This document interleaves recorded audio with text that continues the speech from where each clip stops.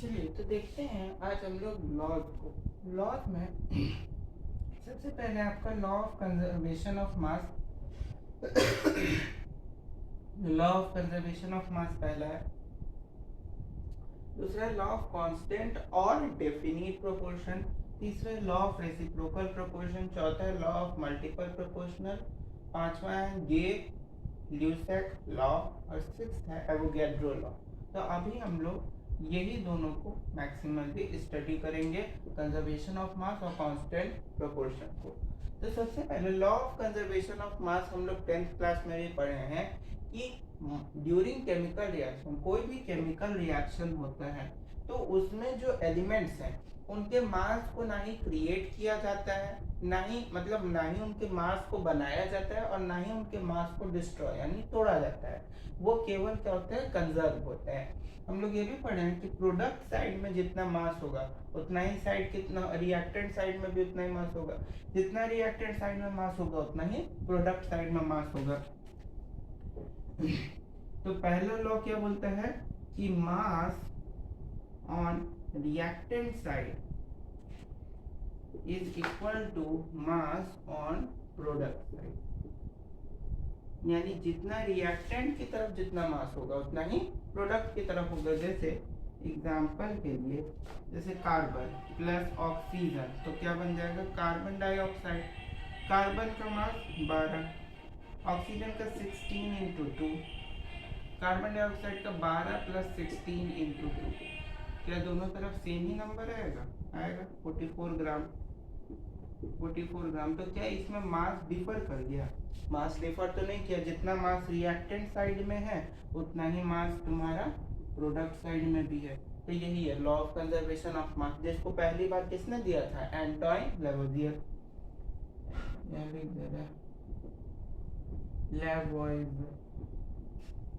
इन्होंने पहली बार इस मास को दिया था, Antoine Lavoisier.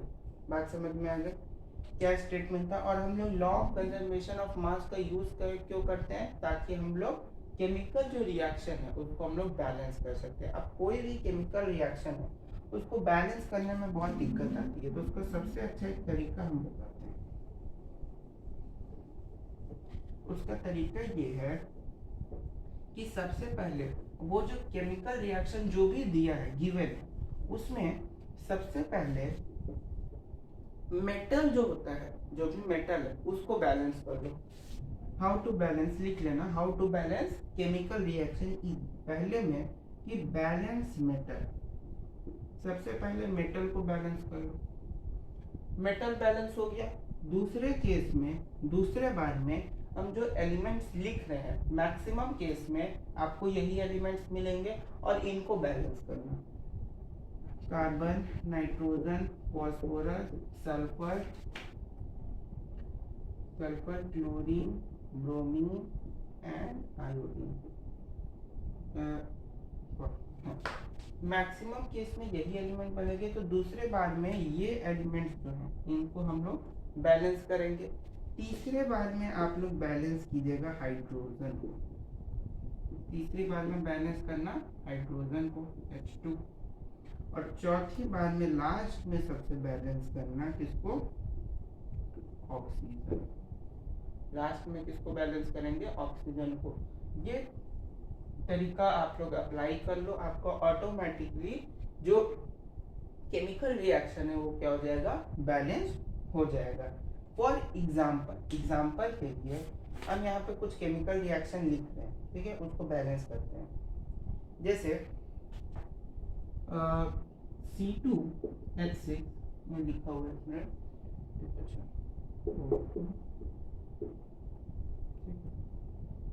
CO2 plus H2,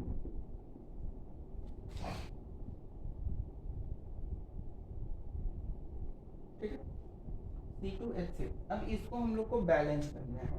तो इसमें देख रहे हैं कि मेटल तो है नहीं, इसमें कोई भी मेटल है नहीं। तो जब मेटल नहीं है तो ये वाले ऑप्शन को पहले ही हटा देंगे। इस वाले में देखेंगे तो पहले बोल रहा है कि कार्बन, नाइट्रोजन या इसमें से कोई एलिमेंट को करना है। तो कार्बन इसमें है, इसमें भी है, तो पहले कार्बन को कहते हैं। कार्बन इधर कितना है? 2, इधर एक ही है तो 2 कर दिए। Carbon balance. कार्बन के बाद बोलता है हाइड्रोजन को बैलेंस कीजिए, तो हाइड्रोजन देखते हैं इधर 6 है, इधर कितना है 2, 3 डाल देंगे 6 हो गया। इधर देख रहे हैं अब बोलता है ऑक्सीजन को बैलेंस करो, जैसे ही तुम हाइड्रोजन को बैलेंस करोगे ऑक्सीजन बैलेंस हो जाएगा। कैसे? ऑक्सीजन इधर कितना है 2, अब 2 दूनी 4 और 3 7, 7 हो गया। यहाँ पे ऑक्सीजन इस केस में जनरली बैलेंस हो जाता है, लेकिन यहाँ पे ऑक्सीजन बैलेंस नहीं होता, तो इसलिए हम ये वाला एग्जांपल लिए हैं कि अगर मान लो लास्ट में तुम्हारे किसी कारण से बैलेंस नहीं हो रहा है, सारा ये चीज कर लिए और ऑक्सीजन बैलेंस तो होगा नहीं, 7 है और 2 के टेबल में 7 आता नहीं एडिट करें, तो उसमें सबसे अच्छा काम है कि जो ये दिया है C2H6 दिया है, इसमें क्या करेंगे, एक बस ऐसे मोल बढ़ा दो, पहले तो एक ही मोल था ना C2H6, अब 2 कर दिए, तो इधर कार्बन कितना हुआ 4, इधर भी कार्बन कितना हो गया 4, हाइड्रोजन कितना हुआ 6 2 जा 12, इधर हाइड्रोजन कितना हो गया 6 2 जा 12। अब देखो 6 ऑक्सीजन 6 और 4 2 8, 6 8 कितना हो जाएगा 14, यहाँ पे 7 डाल दो, हो गया केमिकल इक्वेशन बैलेंस। समझ में बात है? अब दूसरा तुम्हारा है लॉ ऑफ कांस्टेंट और definite proportion. Law of constant और definite proportion. Law of constant और डेफिनिट प्रोपोर्शन ये बोलता है, इसको सबसे पहले जोसेफ फ्राउस्ट दिए थे, जोसेफ फ्राउस्ट इसको दिए थे, यहाँ पे लिखा ही हुआ है, इसको तो ये दिए थे और इसको दिए थे जोसेफ फ्राउस्ट।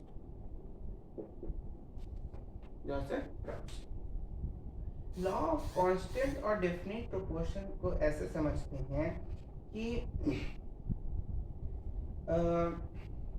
जैसे डाल्टन साहब क्या बोले थे कि कोई भी एलिमेंट का एटम जो है वो फिक्स्ड रेशियो में जब कंबाइन होता है तो मॉलिक्यूल का फॉर्मेशन करता है। फिक्स्ड रेशियो में कंबाइन करेगा तो किसका फॉर्मेशन करता है, मॉलिक्यूल का। लेकिन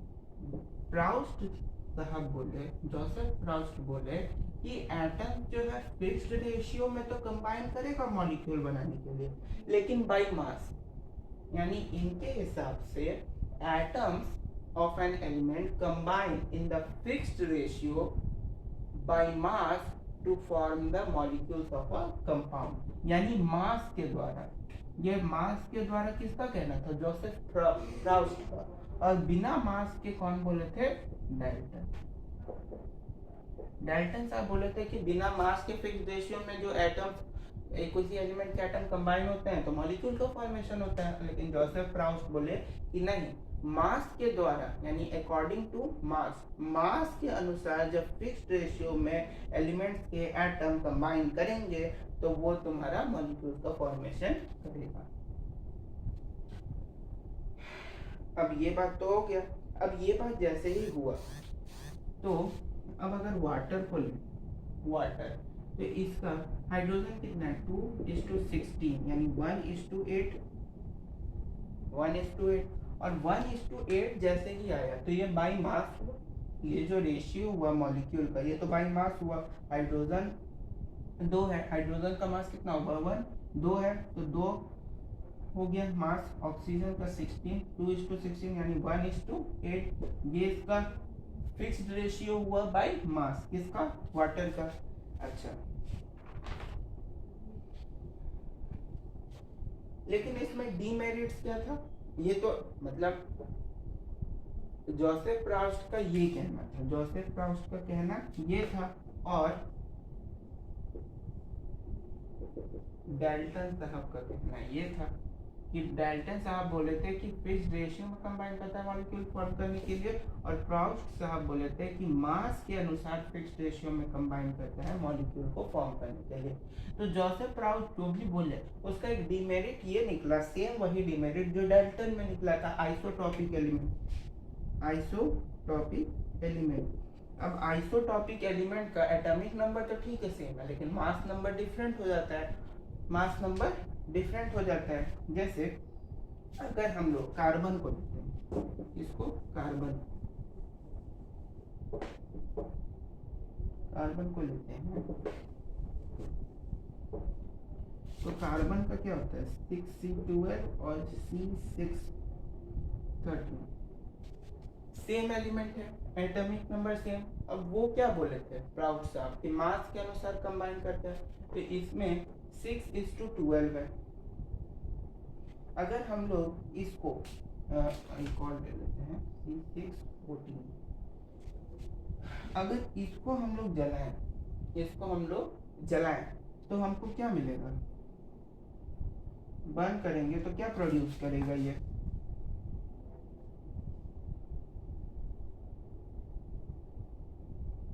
CO2, और ये भी तुम्हारा CO2 गैस प्रोड्यूस करेगा।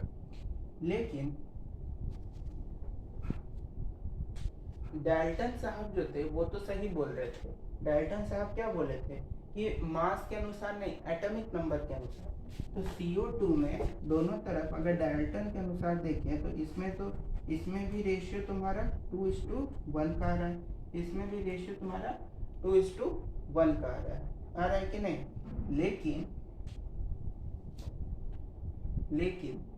2:1 का रेशियो है, लेकिन जोसेफ प्राउड जो बोले कि मास के अनुसार होगा, तो मास के अनुसार देखें तो कार्बन का मास कितना है 12:, ऑक्सीजन का मास कितना होगा 16 दूनी 32, और यहाँ पे कार्बन का मास कितना है 14 और ऑक्सीजन का 16 दूनी 32।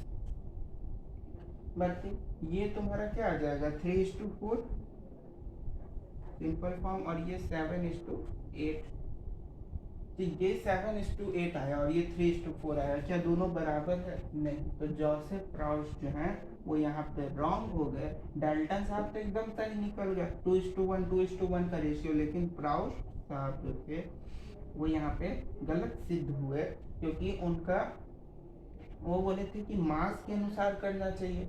मास के अनुसार जब फिक्स्ड रेशियो में कंबाइन होगा तो मॉलिक्यूल का फॉर्मेशन होगा, तो मास के द्वारा जब फिक्स्ड रेशियो में कंबाइन हो रहा था तो दोनों का मास क्या है डिफर कर गया। बस यही समझ में बात आ गई। तो डाल्टन साहब सही थे इस मामले में, बस प्राउस्ट साहब क्या थे गलत हो गए। समझ में बात आ गई। चल तो बस यहीं तक था आज का वीडियो। Thank you. आइसोटॉप और आइसोबार का कुछ प्रॉपर्टी जान लो। जैसे आइसोटॉप में तुम्हारा क्या क्या हो सकता है, एटॉमिक नंबर सेम होता है, मास नंबर डिफरेंट होगा।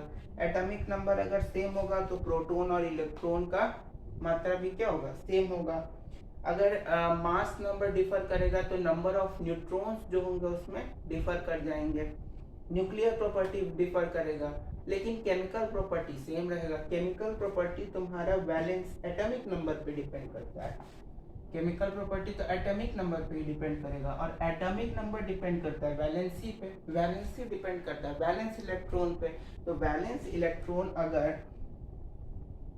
केमिकल रिएक्शन के दौरान एटम तो सेम ही है, तो वैलेंस इलेक्ट्रॉन तो सेम ही रहेगा, यानी valency same, valence electron same, valency same, यानी एटॉमिक नंबर सेम, यानी केमिकल प्रॉपर्टीज आपका सेम रहेगा। आइसोटॉप में केवल क्या चेंज करेगा, न्यूक्लियर प्रॉपर्टीज डिफरेंट हो जाता है आइसोटॉप में। आइसोबार में सारा चीज डिफरेंट, एटॉमिक नंबर भी different, mass number atomic mass same रहेगा, एटॉमिक नंबर डिफरेंट करेगा, प्रोटॉन का संख्या डिफरेंट, न्यूट्रॉन का संख्या डिफरेंट हो जाएगा, इलेक्ट्रॉन का संख्या डिफरेंट हो जाएगा। न्यूक्लियर, फिजिकल, केमिकल सारे प्रॉपर्टीज आइसोबार में डिफरेंट होंगे। बात समझ में आ गई? क्यों? आर्गन जो है 3 आइसोबार बताए, आर्गन, पोटेशियम और कैल्शियम। आर्गन का बताए थे 40, 18, 19 और 20, यही है। अब आर्गन जो है, आर्गन ये इनर्ट गैस है, तो ये तुम्हारा पूरी तरह से स्टेबल एलिमेंट है, यानी नॉन मेटल। पोटेशियम जो है वो इनर्ट गैस नहीं है, ये अनस्टेबल एलिमेंट है, यानी जिसको कि हम लोग सॉफ्ट मेटल है, जिसको कट किया जा सकता है। लेकिन कैल्शियम ये तुम्हारा हार्ड ब्रिटल एलिमेंट है, जिसको कि हम लोग हार्ड ब्रिटल मेटल और ये भी तुम्हारा अनस्टेबल है। तो ये दोनों अनस्टेबल है, ये स्टेबल है, ये स्टेबल है और ये दोनों क्या है, अनस्टेबल है। तो जाहिर से बात है जब अनस्टेबल स्टेबल है तो इस केस में तुम्हारा कोई भी चीज, चाहे वो एटॉमिक प्रोटॉन का संख्या हो, इलेक्ट्रॉन का संख्या हो, न्यूट्रॉन्स हो, कुछ भी हो, इसमें डिफरेंट ही होगा। केवल इसमें क्या सेम है, तुम्हारा एटॉमिक मास, केवल एटॉमिक मास तुम्हारा आइसोबार में सेम होता है, बाकी जितना भी होगा सब डिफरेंट होगा। और आइसोटॉप में क्या क्या सेम होता है, तो एटॉमिक नंबर, प्रोटॉन और इलेक्ट्रॉन का नंबर और केमिकल प्रॉपर्टी। समझ में बात है? चलिए, तो आज का आप लोग का यहीं तक था। Thank you.